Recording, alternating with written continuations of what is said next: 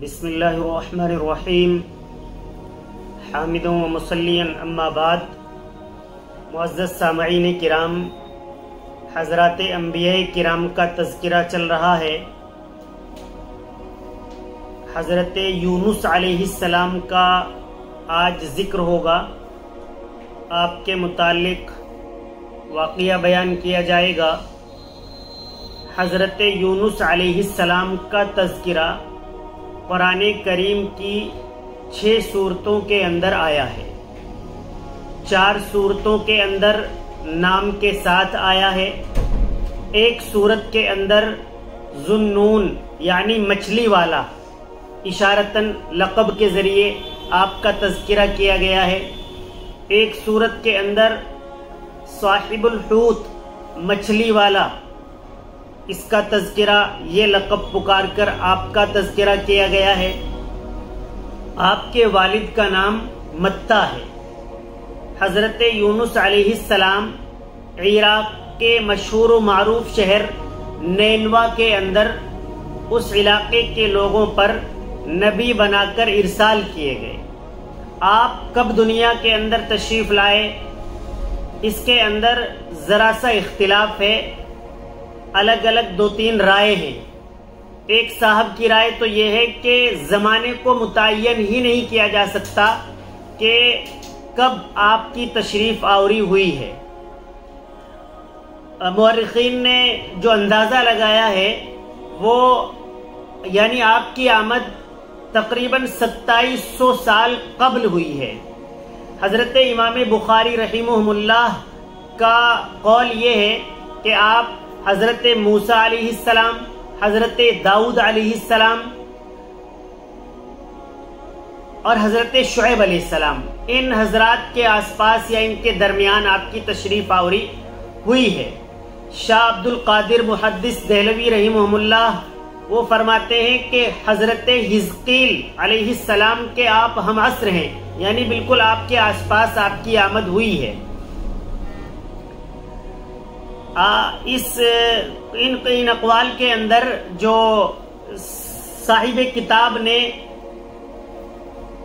ان کے آپس میں جو ترتیب بنائی ہے، اس سے جیسے حضرت امام بخاری رحمہ اللہ نے حضرت موسیٰ علیہ السلام، حضرت داؤد علیہ السلام، حضرت شعیب علیہ السلام کا ذکر کیا، اور پھر حضرت شاہ عبد القادر صاحب محدث دہلوی محدث رحمۃ اللہ علیہ نے حضرت حزقیل علیہ السلام کے ہم عصر آپ کو بتایا، تو یہ بھی ملتی جلتی بات ہے۔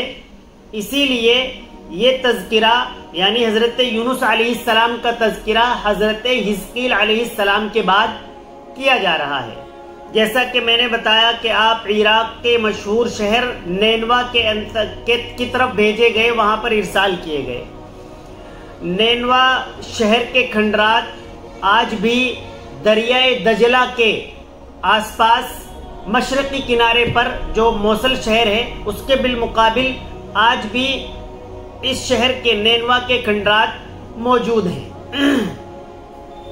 حضرت یونس علیہ السلام تشریف لے آئے۔ کچھ انبیاء کرام کو تو 40 سال کے بعد نبوت عنایت کی جاتی ہے، لیکن کچھ کو اس سے قبل بھی۔ تو تاریخ کے اندر لکھا ہے کہ حضرت یونس علیہ السلام کو 28 سال کی عمر میں نبوت سے سرفراز کر دیا گیا۔ نبوت مل گئی تو آپ نے اپنی دعوت کا کام شروع کر دیا، لوگوں کو اللہ کی وحدانیت بتانے کا کام، اپنی رسالت بتانے کا کام شروع کیا۔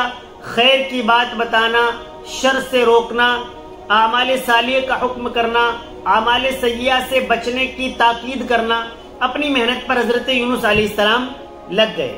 لیکن جیسا کہ میں نے گزشتہ انبیاء کرام کا تذکرہ کیا، یہ قوم بھی، نینوا کے لوگ بھی ان سے کچھ مختلف نہیں تھے۔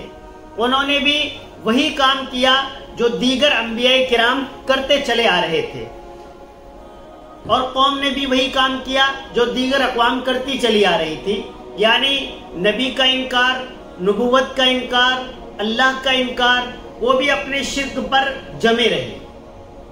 حضرت یونس علیہ السلام نے سالوں سال محنت کی، ان لوگوں کو بتانے کی حتی الامکان کوشش کی کہ نفع کس چیز میں ہے، نقصان کس چیز میں ہے، لیکن بالآخر وہ لوگ ماننے کے لیے قطعی طور پر تیار نہ ہوئے۔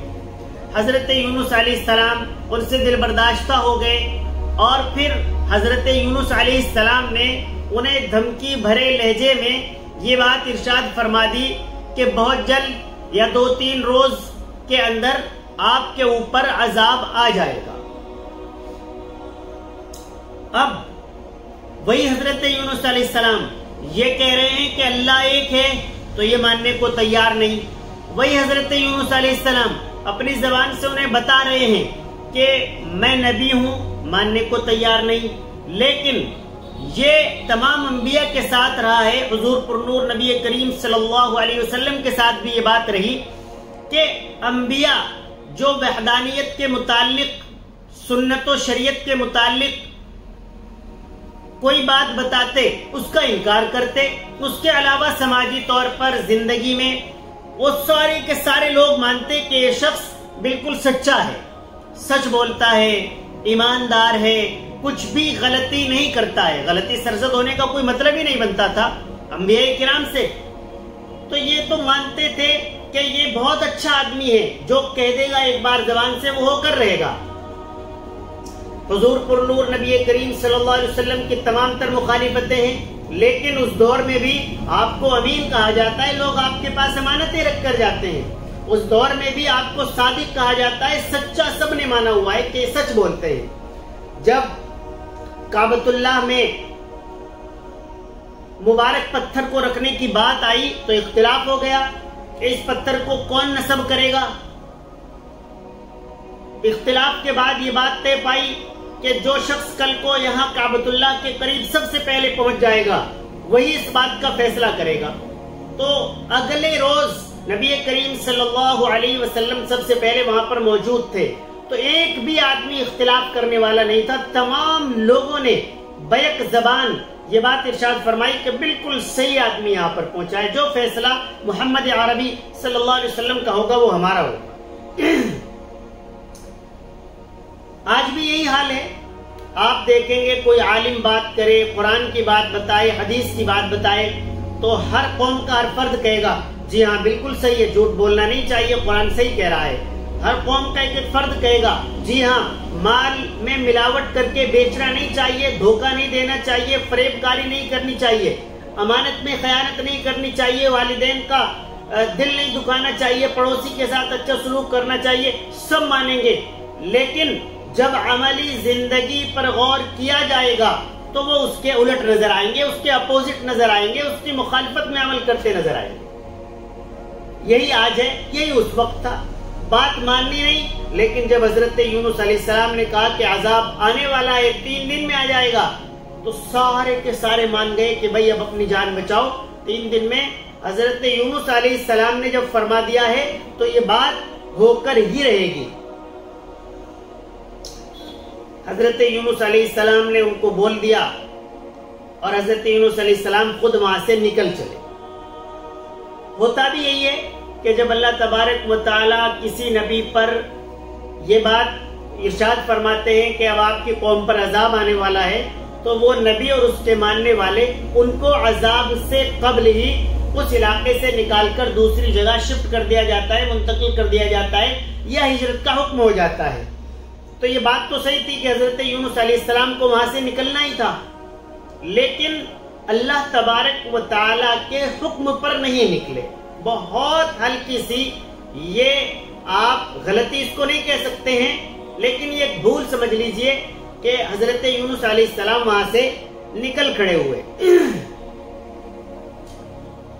حضرت یونس علیہ السلام چلے گئے، وہ لوگ پریشان کہ 3 دن میں عذاب آ جائے گا، لیکن یہ واحد قوم ہے، یہ خصوصیت ہے حضرت یونس علیہ السلام کی قوم کی کہ ان لوگوں نے عذاب آنے سے پہلے توبہ کر لی ہے، اللہ تبارک و تعالی انہیں معاف کیا ہے اور عذاب ٹلا دیا ہے۔ یہ واحد قوم ہے، اس کے علاوہ کسی قوم کے ساتھ نہ کسی قوم نے معافی مانگی ہے۔ اصل میں دنیا کا جو عذاب ہے اس سے قبل اگر کوئی معافی مانگ لیتا ہے تو اللہ تبارک و تعالیٰ کی جانب سے معافی کا دروازہ کھلا ہوا ہے۔ جو آخرت کا عذاب ہے، آخرت میں کوئی معافی مانگے تو نہیں چلے گا، وہاں معافی کا کوئی خانہ، کوئی درجہ ہوگا ہی نہیں.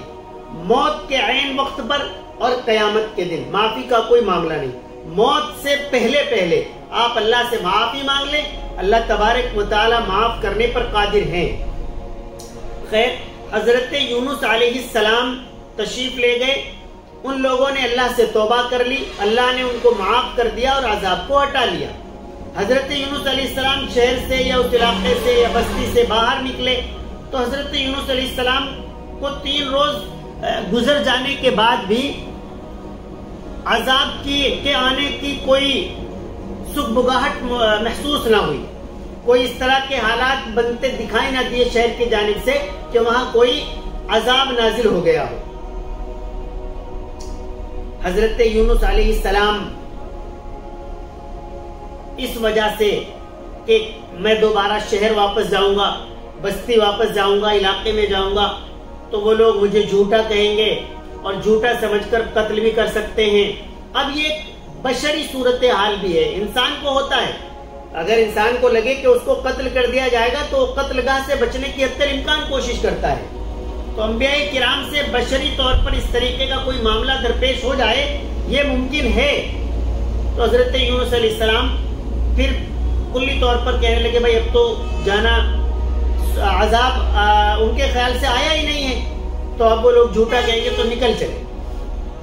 حضرت یونس علیہ السلام دریا کنارے پہنچے تو دیکھا کہ ایک کشتی کھڑی ہوئی ہے، بھری ہوئی ہے، چلنے کے لیے تیار ہے.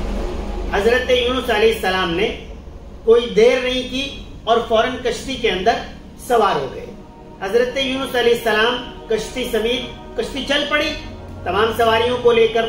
تو جیسے ہی کشتی دریا کے بیچ میں پہنچی، درمیان میں پہنچی تو کشتی ہچکولے لینے لگی، ڈولنے لگی. اب جو کشتی کے ملاح تھے انہوں نے اپنے عقیدے کے مطابق اعلان کیا کہ کشتی کے اندر اپنے مالک سے بھاگا ہوا کوئی غلام ہے جس کی وجہ سے یہ کشتی ہچکولے لے رہی ہے. اب یا تو وہ شخص خود بتا دے اور کشتی سے دریا میں چھلانگ لگا دے تاکہ اتنے لوگوں کی جان بچ سکے. حضرت یونس علیہ السلام سمجھ گئے کہ اپنے مالک یعنی اللہ تبارک و تعالی سے بھاگا ہوا میں ہی ہوں جو بلا اجازت آ گیا ہوں. حضرت یونس علیہ السلام نے کشتی والوں سے کہا بھائی میں ہوں، مجھے آپ ڈال دیں دریا کے اندر. ان لوگوں نے آپ کی شکل و صورت کو دیکھ کر، آپ کے حلیے کو دیکھ کر یہ محسوس کیا کہ یہ تو بہت اچھے آدمی ہیں، یہ نہیں ہو سکتے کسی اپنے مالک سے بھاگے ہوئے غلام. پھر دوبارہ اعلان کیا. حضرت یونس علیہ السلام نے پھر کہا بھائی میں ہی ہوں. تو بہرحال حضرت یونس علیہ السلام کو وہ لوگ اٹھا کر ڈال دیں اس پر کوئی تیار نہ ہوا. تو حضرت یونس علیہ السلام نے خود چھلانگ لگا دی. اللہ تبارک و تعالیٰ کے حکم کے مطابق ایک مچھلی منہ بائے وہاں پر موجود تھی. حضرت یونس علیہ السلام اس مچھلی کے پیٹ میں چلے گئے. کچھ دیر بعد حضرت یونس علیہ السلام نے پہلے تو یہ سمجھا کہ بس تیرا انتقال ہو گیا، تو مر گیا ہے، لیکن اپنا ہاتھ چلا کر دیکھا تو محسوس کیا کہ میں زندہ ہوں. اللہ تبارک و تعالیٰ کے حکم کے مطابق وہ حضرت یونس علیہ السلام مچھلی کی خوراک نہیں تھے. خوراک ہوتے تو وہ آپ کو پیس دیتی، ہڈی اور گوشت سب چیزیں ادھر ادھر ہو جاتے، لیکن اللہ کے حکم کے مطابق حضرت یونس علیہ السلام اس مچھلی کی خوراک نہیں تھے. تو آپ کا جسم، آپ کی ہڈی وہ جو کہ تمہیں موجود رہے. مچھلی پانی کے اندر چلتی رہی. اب حضرت یونس علیہ السلام پریشان حال ہیں. تو اسی دوران حضرت یونس علیہ السلام کو کچھ آواز بنبناہٹ کی، گنگنانے کی، کچھ اس طرح کی آوازیں آتی ہیں. حضرت یونس علیہ السلام جب کان لگا کر سنتے ہیں تو انہیں محسوس ہوتا ہے کہ دریا کے جانور اللہ تبارک و تعالیٰ کا ذکر و تسبیح بیان کر رہے ہیں. حضرت یونس علیہ السلام ان کے ساتھ اللہ سے توبہ کرنی شروع کر دیتے ہیں اور لا الہ الا انت سبحانک انی کنت من الظالمین اس کا ورد شروع کر دیتے ہیں. اللہ تبارک و تعالیٰ سے معافی طلب کرتے ہیں. اللہ تبارک و تعالیٰ معاف فرما دیتے ہیں. اب آپ ایک بات یہاں پر یاد رکھنے کی یہ ہے کہ یہ جو دعائے یونس ہے یہ حضرت یونس علیہ السلام کے ساتھ خاص نہیں تھی. آپ کے علاوہ بھی آج تک بھی، آج کے بعد بھی جو لوگ کسی پریشانی میں اپنے آپ کو محسوس کریں تو وہ اس دعا کا ورد کریں تو اللہ تبارک و تعالی ضرور بھی ضرور ان لوگوں کو مشکلات سے نکال دیں گے جو اس کا ورد کریں گے. تو اس کو پڑھنے کے بزرگان دین علماء کرام الگ الگ طریقے بتاتے ہیں. اول آخر درود شریف، ایک تسبیح، کوئی 3 تسبیح، کوئی 5 تسبیح، اس طریقے پر. بہرحال یہ ہے کہ جتنا بھی پڑھ لیا جائے اللہ تبارک و تعالی مشکلات سے نکالتے ہیں جس طریقے پر حضرت یونس علیہ السلام کو مشکل سے نکالا. بہرحال مچھلی کو حکم ہوا، مچھلی دریا کنارے آئی، دریا کنارے مچھلی نے حضرت یونس علیہ السلام کو باہر نکال دیا. حضرت یونس علیہ السلام کا جسم بہت لاغر کمزور ہو چکا تھا. آپ چلنے پھرنے کے، بولنے کے، اس طرح کے کسی طریقے پر بھی لائق نہیں تھے. بلکہ لکھا ہے تاریخ میں کہ آپ کی کھال ختم ہو گئی تھی. جیسا نو مولود بچہ ہے اتنی کمزور، یا مطلب اس سے بھی زیادہ کمزور آپ کی کھال ہو گئی تھی. تو اس پر پریشانی نہ ہو. اللہ تبارک و تعالیٰ نے اس میں مختلف چیزیں ہیں، لیکن زیادہ صحیح قول یہ ہے کہ اللہ تبارک و تعالیٰ نے ایک کدو کی بیل فوراً اگا دی. اس کا یہ بھی لکھا ہے تاریخ کے اندر کہ کدو پر مکھیاں وغیرہ کم آتی ہیں اس کی بیل پر. اب یہ اس سے بھی بچا کر رکھنا تھا، جسم اتنا بالکل کمزور، بالکل ایسا ہو چکا تھا ملائم، اس پر مکھی مچھر بہت زیادہ پریشان کرتے. تو وہ کدو کی بیل اس کا سایہ بھی ہو گیا اور مچھر مکھی وغیرہ سے بھی ایک طریقے کا بچاؤ ہو گیا.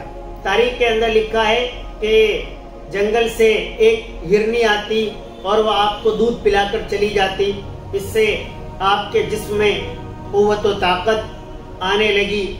اور اس کے بعد پھر حضرت یونس علیہ السلام نے دین کی ترویج و اشاعت کا، اللہ کی وحدانیت کا کام کیا. اللہ تبارک و تعالی ہمیں تمام پریشانیوں سے محفوظ فرمائے اور اعمال صالحہ کرنے کی توفیق عطا فرمائے. وآخر دعوانا الحمدللہ رب العالمین.